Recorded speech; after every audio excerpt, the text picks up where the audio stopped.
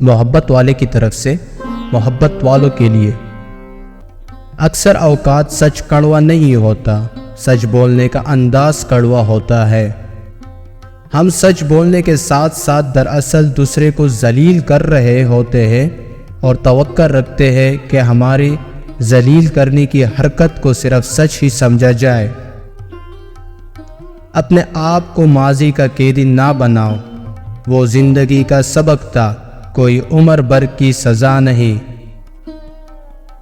مانگی ہوئی محبت کا مزہ بکری ہوئی شراب جیسا ہوتا ہے۔ پرانے وقتوں کو یاد نہیں کرتے زیادہ، نئے دنوں میں گند لگ جاتا ہے۔ اس دنیا میں سکون سے جینے کی ایک ہی تدبیر ہے کہ ہر انسان کے پاس ایک وسیع و عرض قبرستان ہو، جہاں وہ لوگوں کی غلطیاں اور خامیوں کو دفنانا آیا کرے۔ لوگوں کو پرکھنا چھوڑ دو، تم نہیں جانتے کوئی اپنے اندر کیسی جنگ لڑ رہا ہے۔